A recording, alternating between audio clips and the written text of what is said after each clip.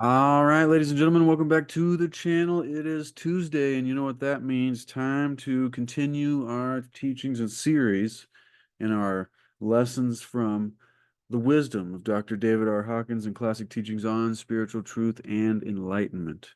And so, with that being said, ladies and gentlemen, thank you for being here and thank you for joining, and we will see where the mind takes us today and what we can learn from classic teachings on spiritual truth and enlightenment. Now, I'm feeling inspired to skip a little bit ahead here to a section entitled Spiritual Awareness Occurs by a Revelation. And so, without any further ado, let's dive right into that section. Once again, thank you for being here, ladies and gentlemen. Let me make a quick adjustment. And there we go. That should be good. All right. Dr. David R. Hawkins says, quote, "It's like you stand back and spread your arms to the sides and say, 'To thee, O Lord, do I surrender my thinkingness, my opinionness, my feelingness,' and you appeal to divinity. And you then create the opening in a very yin, inner psychic posture of allowing God to reveal. This is very well known, of course, in the 12-step program, which is worldwide. Through studying meditation, we become conscious and aware of God's will for us. And remember, God, the name not being important, grand organized design, God, Great Spirit, the Tao, whatever you want to call it. And we've talked about that a lot on this channel. And I find these videos unique because I never know where it's going to go. Like I just now have no clue where we were going to start, what Dr. Wayne, or not Wayne Dyer, Dr. David R. Hawkins is going to talk about. The next section is entitled Moving to the Consciousness Level of Hope. But let us continue in Spiritual Awareness Occurs by Revelation.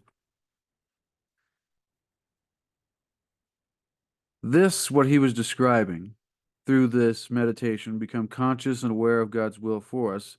He says it's a supplication. That's an acceptance. Spiritual effort is not wasted. And so he says, when we talk about supplication, we talk about surrendering your life to God. When we speak of prayer, we speak of devotion, acts of devotion like pleading with God, asking to be led. There's a great deal of information that has accumulated over the centuries on how to facilitate the emergence of this capacity to be with the presence of God, which we all are already a part of and connected to at all times.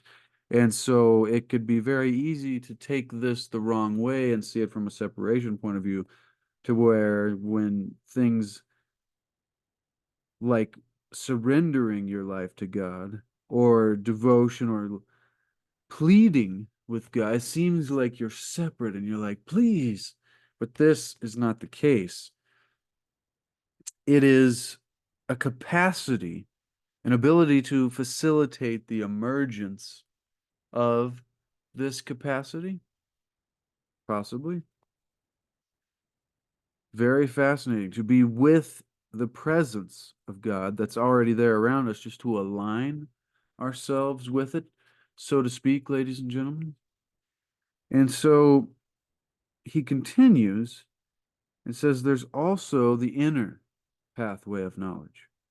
Of course, what the books I've written have to do with is sharing knowledge that would be propitious to help the person unveil this inner state, unveil this ability to facilitate this emergence of this capacity, to put it complicated. However, this inner state that we can unveil is standing within, waiting within each one of us. It's like a place or a power that we can access through a certain process of spiritual practice. And the way I like it described best is alignment with God, nature, reality. Nature's another simple way to think of it, aligning with natural law and harmony with reality. But see, all of this could get, there's so many different ways for it to be described. And so I'm just saying what's coming to mind here. The inner state that was just being described stands waiting. All we have to do is remove the blocks to the awareness. Remove the blocks to the awareness. Well, then you have to ask yourself, what are the blocks to my awareness? What are the things that are blocking this ability? This, what is hiding within each one of us? Maybe not even hiding, just waiting. And if this is like too in the clouds and deep, like what the are you talking about here, Chase? Well, it's like there is this ability to, through practice, to be able to go to a certain mind state. So if you are in an intense, scenario, you have the ability to access this peaceful, calm, yet alert and able kind of, it's a unique ability to control yourself. And maybe all of us really just need a tiny bit more self-control. But this is in a very, very deep metaphysical and spiritual, philosophical way or version of describing such things. So therefore, oh yeah, the blocks to the awareness. This makes me think of something Wayne Dyer said one time. Someone asked him, like, what are the blocks to my happiness? And he said, the real belief, the real problem is that you believe that you have blocks. So the blocks to your happiness are the beliefs that you have blocks. However, I thought that was hilarious the first time I heard it. Therefore, Dr. David R. Hawkins continues, the information I give tries to undo the blocks just through knowledge. It's really the pathway of self-knowledge. So maybe that's what I meant rather than self-control. Knowing yourself in order to have this ability to almost control your state and experience a lot more bliss and joy and, this God presence in your life. And that could even be connected to what I sometimes refer to as the science of lucky people, or this idea of manifesting. This pathway of self-knowledge, he continues, and of course, specifically, the thing that stands in our way is the ego, as always, as it always comes back to the ego. And we've talked a lot about that. If you haven't heard much about the ego, you can search that up or go to previous videos on this channel. However, the ego is what stands in the way. Consciousness research has to do with discerning that exact nature of the ego through comprehension of how it works and how it originated. The simplest way I think of the ego is our survival instinctual programming, like I have to get more and hoard and protect and I am separate and all of these things. That is the opposite of oneness and harmony. But through this pathway of self-knowledge, we can begin to discern and begin to move the ego from standing in our way out of the way. Consciousness research has to do with discerning the exact nature of this and how it works. You can begin to relinquish it. The first awareness we tried to make is to realize that there is a difference between perception and essence. Of course, Descartes pointed that out 10 centuries ago. I don't know if I pronounced that right. Descartes, Descartes. There is the world the way you see it, and therefore how you perceive it, and how you think about it is all our own opinion. And see, this is what I was getting at so many times when talking about the subjective viewpoint, and how that so many times we want to judge reality and say that it shouldn't be the way it is, and I know that it should be a different way. And that's just such a falsity, or such a silly way to think, because it would cause you pain while at the same time being illogical. When you look from the viewpoint of what was just described, that there is the world the way we see it, and therefore how we perceive it and how we think about it, all from our own perspective. But that doesn't mean that that's the exact world.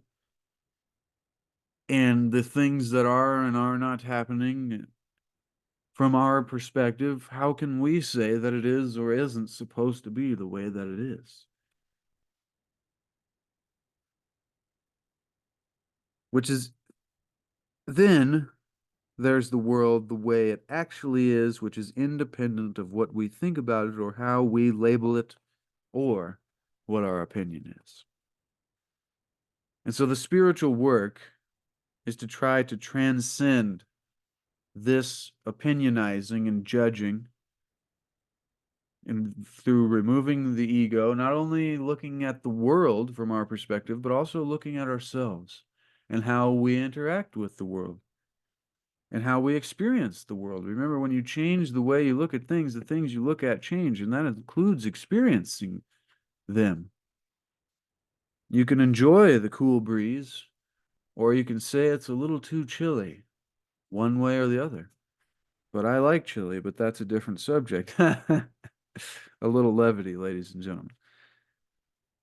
The spiritual work, however, he continues, is to try to transcend perception and begin to experience the essence of things, the essence of the experience, and begin to actually experience it.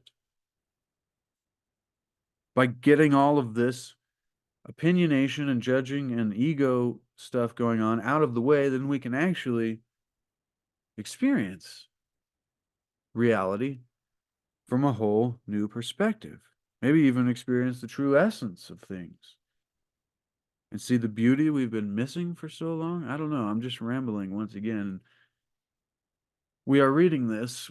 If you're just joining us, we're reading from the Wisdom of Dr. David R. Hawkins, Classic Teachings on Spiritual Truth and Enlightenment, for purposes of teaching and commentary and expanding the mind, so that through an increased awareness, increased understanding of the nature of ourselves and reality and our spirituality and our psychology, through this increased awareness, hopefully we can increase the quality of our lives and the lives of those around us.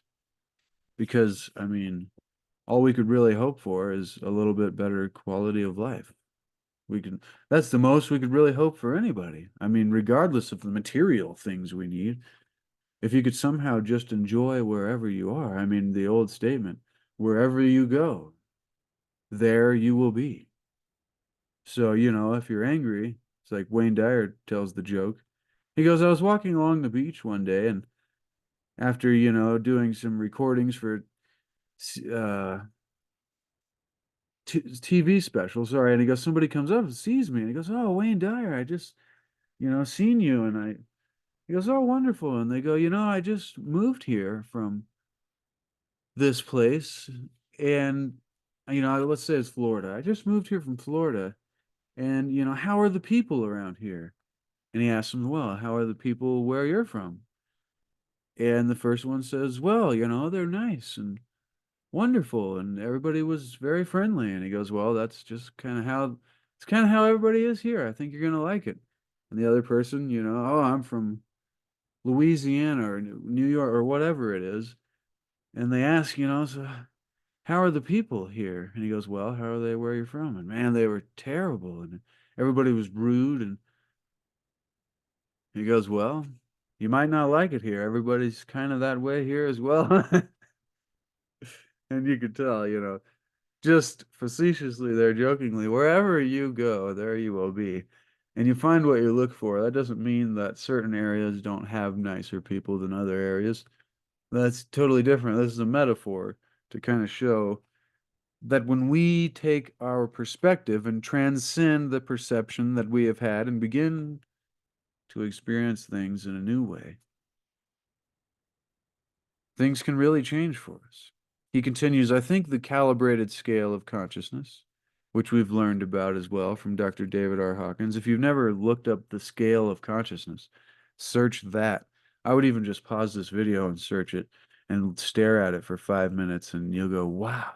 And then realize the connection between the colors and the connection that those colors have to the chakras and the light spectrum, and the links are endless. I mean, everything's connected, ladies and gentlemen. And if you're enjoying the colors here, then me too. I like that one. It's a nice one.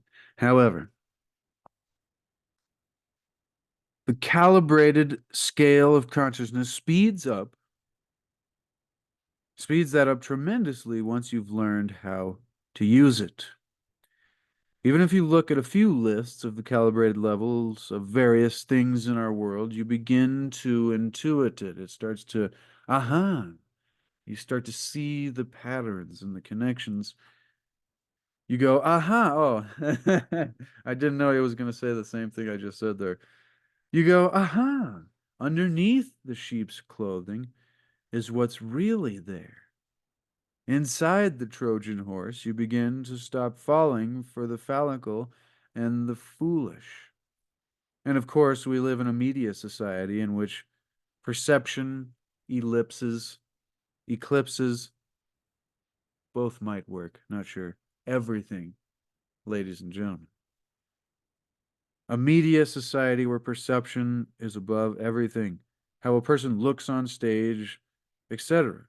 People are very impressed by that rather than by the quality and the substance of the speaker. Such wise words.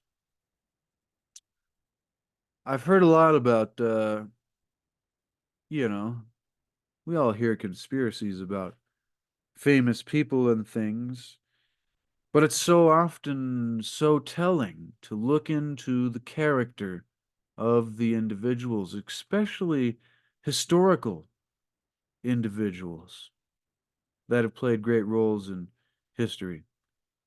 And to see, because sometimes the good guy, historically, if you look at his character, who they really were, not just the spokesperson or whatever, but who they really were, the core essence of things. You're like, they actually weren't that very good of a person.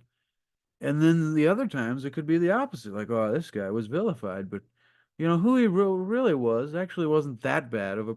So there's always gray areas, and that's the thing about reality is the paradoxical unity or oneness in duality or separation, the poles, the polarity, or the yin and the yang, both sides that have a little bit of each other that are dependent on each other for both sides to exist. Thinking about magnetic fields, you need a positive and a negative field for the magnetic field to exist. And then my mind just went to the toroid shape that the field makes and how that connects to 100,000 other things. Sorry, see, rambling again. If you're getting value, thank you for being here. Consider subscribing and share this with somebody who's like-minded. It helps support the work that we do here. But really, if you're getting value, that's all that matters. You don't have to do nothing. And so that was very powerful, how a person looks, etc. People are very impressed by these things like looks rather than the quality and the substance. Now there's 3 dots and then on to another section. So we'll see how much the subject changes here, and we'll see how far we get today. I just figured I'd come on and make sure we did a video today and get something recorded and see what kind of wisdom we could discover. Like, once again, I would just be doing a little bit of reading by myself. I'd probably get much further if I wasn't speaking it out loud, but that's fine. I think we get further this way in thought rather than number of words read. Sometimes you can read like 15 pages really fast and you're like, huh, what were those first 3 pages about? However, everybody has different comprehension. That's why I'm doing these also. Somebody wouldn't want to sit here and read, they'd rather just listen to somebody talk about it. So he continues, quote, when a major catastrophe comes about, he says, I'm concerned with the psychological and emotional suffering of people who are in that situation. And we all should be. And we also should be concerned with the psychological and emotional suffering of the people who are watching these situations from afar. Like it's a entertainment program. I'm like, why would you want to watch? I mean, obviously, I'm just thinking of the news today, but it's like, why would you want to watch every possible disaster thing that's going on everywhere? And like, oh, I gotta be informed. I'm like, wait a minute, what did we just read there? I am concerned and feel very saddened for. See, it even messes up my emotional state and psychological state of the suffering of the people who are watching situations where people are suffering. But we should just be see, this is a loop in a circle. Because if we start out concerned for the people that are in the situation, that's a good thing. However, but if we are doing it too much, then we put ourselves in a situation that's bad, and then we put the people that are, and see how it just trickle down effects. So we gotta like we gotta think about that more. I don't know if I saw I don't know if I want to solve that one because for every solution there's a new problem eventually. Now, I'll just shut up and read what Dr. David R. Hawkins has to say. When a major catastrophe comes about, I am concerned with the psychological and emotional suffering of people who are in that situation, and I pray for the relief of their anxiety and fear. Because even if the crisis is always the same, depending on the circumstances, people think that it's different. Oh, there's another war. We tend to think that it's different, but really it's part of this age in the cycle of the yuga that we're in, or just this part of our evolution as humanity. Currently, it's just part of our experience. That's not to say that we do not, you know, have great concern and empathy for those and pray for the relief of their anxiety and suffering and fear. But continuing with what he says, actually, it's an acute crisis. It's always the same no matter what the occasion is shock and surprise, disbelief, and in the middle of it, you really don't think, you don't get upset about it until it's over, which is a very odd, interesting point. See, I think that goes back to our survival instinctual stuff on the side that's defending the ego and says actually it's sometimes the ego can be a very useful tool, just a very terrible master.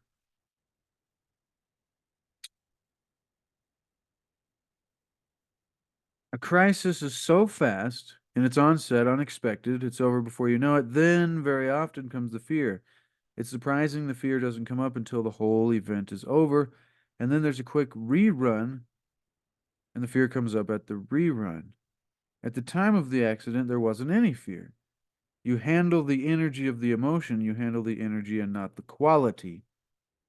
The energy of a situation, not the quality of it based on our perspective and judgment. That's, aha. See, in the moment, you don't really have a distance or a time to judge quality until you have a later perspective on it. And then you put a quality to it rather than just experiencing the energy. Very interesting distinctions there given to us by Dr. David R. Hawkins. You handle the energy, not the quality of the moment, the energy of it. All you have to do is surrender to the emotion, to the energy itself, and let go of resisting the energy. The energy will take care of itself. Don't forget that you have also the wisdom of the collective unconscious, which is a very fascinating subject in its own. The collective unconscious. If you don't remember how to handle something, the collective does, because mankind has lived through an innumerable number of things. And in the collective awareness of consciousness, or I would say in our subconscious of mankind, are all the tools that we will need. So if we can create the ability, I think is the best way to put it. He says if we can surrender into our humanness, but it's more of like creating this ability to tap into your intuition. I think we can learn to listen to our intuition and then work with it and to see, and it's actually a good challenge to keep track and remember and say, oh, I thought about that 3 minutes ago, and then I did it, and it was either good or not so good outcome. And so next time when I get this hunch, I'll kind of know, because a lot of times you'll get a hunch and then you'll second guess it, and then you guess it a third or fourth or fifth time, and then you're like, oh, was the second one right, the fourth, or the first? You're like, I'll just go with the second one. Most people will say your first instinct is usually the one to go with. Is this us tapping into the collective consciousness? And we often do that, he says, when we pray for God, when we communicate with God, when we meditate. That's all we do. We just suddenly come into the wisdom, he says, accept the wisdom and the collective consciousness of all of mankind, which, of course, over the millennia has learned how to handle every crisis that's imaginable. Don't resist the emotion. Instead, say, of course, you're going to be upset. Of course, you're going to be worried. Of course, you're going to say to yourself, oh, what are we going to do now? Of course, we're going to go into a panic. Let it be okay to have these emotions. Like I said earlier, I had no clue I was going to go this direction. It's always great, but it's like, wow, how am I going to title this video? I don't know. I should just call it Spiritual Awareness Occurs by a Revelation. But I don't even think that would be a good enough name. That's why to this point I'm just like, well, hopefully whoever shows up to these videos gets what they needed, because I don't know how to title this good enough to get it to somebody who would be interested in specific these specific things, because there's so many things that are coming up in all of this. It's like this is 20 topics. Or we could just call it Spiritual Philosophy of the Day, episode 276 or something. Don't resist these emotions. Let it be okay to have these emotions. These are just natural responses, and they're just a part of humanness. So we don't have to label it that we are responding that way and it's our fault and we're, oh, I wish I was greater and better and more brave and, it's no, totally natural. You're fine. That's where your bravery comes from. Knowing, what's that old sign? It's not like the hero that doesn't feel fear, but that does feel the fear and still pushes on, doesn't give up, that kind of sentiment. It's like you'll feel all these terrible things, dealing with negative emotions, but it's just fine. Realize that that's human, and you go, oh, okay, well, it's not really me. That's just the natural biological process of our animal instinctual survival ego nature. And so then you go, oh, wait, that's not me. I'm fine. Which is very, like, if you've experienced this for the first time, you go, whoa, I'm like free from all of these weird thoughts that used to control my emotional and mental state. You go, what do I do now? That's when you can begin to practice meditation, is when you think to yourself, what do I think? Once again, I can never just read and not ramble. So if you wanted an audiobook, we've literally only made it one page this whole time. That's the way we do it here on this channel, ladies and gentlemen. So let's see where he gets here and let's sum it up because this has been beautiful, every bit of it. I always love it. We don't have to label it that we are responding that way. It's just humanness that's responding that way. The average human will go through a period of dismay, panic, fear, whatever it be, in whatever situations we're dealing with in our lives, positive or negative. So really sink into the positive moments. The average human will deal with a lot, simply. They will start making plans and discussing in their own mind what reparative steps they're going to take to ensure survival. Now that they've say anything, like all the way from the worst thing to where the earthquake destroyed the whole city, or they've lost their job. And it's really important to note that we oftentimes will feel the same emotions. Like, oh, I can't find my cell phone. You'll feel the same emotions as your house just exploded. And it's very illogical of us. I mean, I'm not saying I'm above any of this and I don't do the same stuff. I was going to use a different word. But I mean, if you can actually stop yourself and realize, okay, all I did was lost my wallet. Like, even though somebody may steal my credit cards and things, my entire house didn't explode or the entire city didn't just get earthquaked to the ground. Or, we didn't just get solar flared back to the Stone Age, grid down situation. So there's different. I mean, this is what a wise man said once. He said, "You've got your perspective. Don't you just want to be happy?" Question mark. And the simple answer to that question is, of course, you arrogant, no, you arrogant son of a.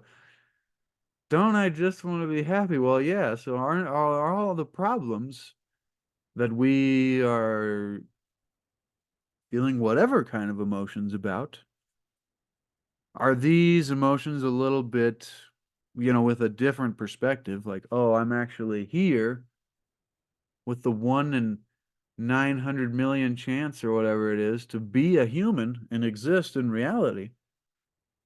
Just that bit of perspective gives you a little bit of, positivity compared to whatever else you were judging before that. Once again, I can't keep reading without rambling, so I hope you get value. Spiritual awareness by revelation and defeating negative thoughts. I don't know what to call this video. Otherwise, so back to that idea, like, they've just lost their job. I mean, that could be terrible for somebody, so I'm not saying that's not that bad, but you could see how we could have the same reaction as to a terrible tragedy. Otherwise, what happens is one of these phases becomes protracted, and we get stuck in this grieving, or we get stuck in this fear, or we get stuck in this resentment. Remember, we practice, we create behavioral feedback loop patterns. So whatever we act and behave is what we're actually practicing to behave unconsciously or subconsciously in the future on a loop, which becomes a habit. And so if you practice being angry at things for a few months, you're going to get really good at accidentally being angry at things all the time because you created this feedback loop that's what you've practiced and that's what you know how to do. That is your automatic response. It would actually take an effort to respond in a different way to create a new feedback loop. And then you have to do it over and over and over again to where you begin to create a new pattern. And then eventually that pattern becomes subconscious. And that is how we behave. This is why they say fake it till you make it, ladies and gentlemen, because you'll create this feedback loop pattern to where your behavior will end up being the way that you wanted it to be because you practiced it. I mean, that doesn't mean you're going to be great at the beginning. So don't go into a great competition saying fake it till you make it. You definitely want to train before the race, or, so to speak, but whatever. I hope we're getting, I hope whatever I'm saying is making sense. It sounds fantastic to me. So, but that's like the guy who's stoned and playing guitar. And then everyone else is like, dude, that sounds terrible. Weird example. I don't know where the, I don't know where my mind brings these things up, but it's just inspiration, ladies and gentlemen. So thank you, Atum, universe, God, spirit, grand organized design. But we can get stuck in these patterns, get stuck in this grieving depression, I think is the most proliferate.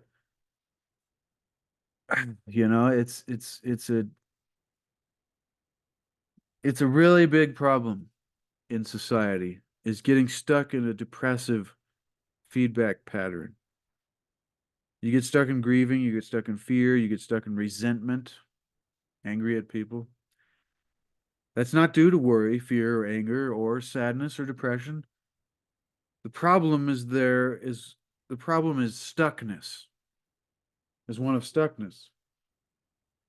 And why are we unwilling to put in the effort? Now, this is very arrogant.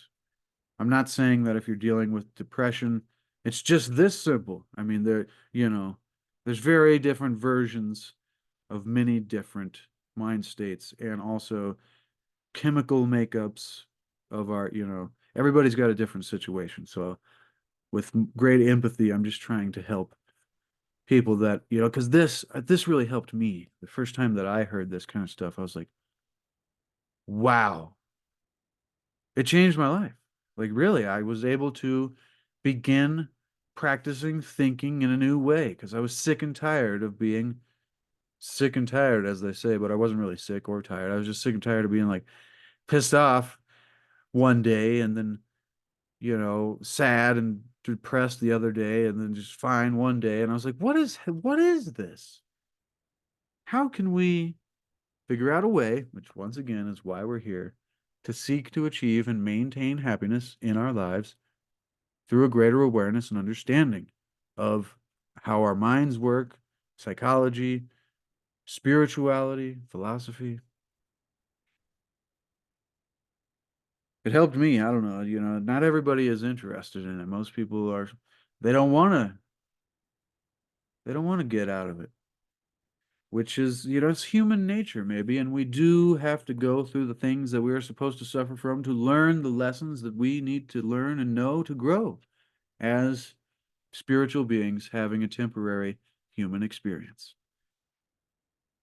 But the problem is there is one of stuckness.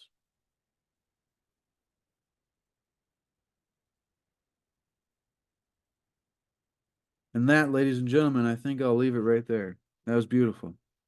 And that is a boom to knowledge. That is a boom to classic teachings on spiritual truth and enlightenment. And going beyond negative thoughts to experiencing happiness and a revelation of spiritual awareness. Maybe that's a good title. We will leave it there, ladies and gentlemen. Once again, as I always say, remember, seek to achieve and maintain happiness through enlightenment, through greater awareness and understanding of the nature of reality. And also remember to seek to discover the lost wisdom of the ages and the mysteries of our history. And also remember, before you go, that there is no way to happiness because happiness is the way. What that means is that we must create through practice. Once again, I mean, all of this takes work. So it's easy, but not easy. You got to put in the work and create this ability within yourself to be able to bring happiness to life as an activity rather than a reward. And then all those things you've been telling yourself, oh, if I get this and I have that, all these external things that we've been trying to latch onto, like, oh, when I get that, I'll finally be happy. That becomes irrelevant because then you are there. And then hopefully the entire journey is wonderful. Ah, it's always fun. I really enjoy this. Be sure to expand the description below the video. There's a little more box down there, and it opens up, and then you hit more again. It gets way bigger. And there's a link to the book so you can get it for yourself to put it on your shelf, ladies and gentlemen, so you can follow along in the future in this series and just have it for reference. Oh, we almost lost our painting there. We made it all the way to the end of the video here. There we go. We'll see if it stays. But anyways, oh yeah, also a link to my Etsy shop with my landscape paintings as well if you want one of those to give yourself a gift of, even having some beautiful art hanging around the house or wherever can, that'll help improve or change your mood, make you feel a little more happiness in life, or that contentment, that comfort, whatever it is. But if you're saying, Chase, you're rambling again, then all right, thanks for the reminder. Once again, love and appreciate each and every one of you, ladies and gentlemen. And we will see you tomorrow on Wednesday Wisdom as we dive deeper into the lost wisdom of the pharaohs and continuing in our series in the Corpus Hermeticum. Until tomorrow, ladies and gentlemen, be the change that you want to see. Be the example that you want to set. No, no, no, no, no, no, no.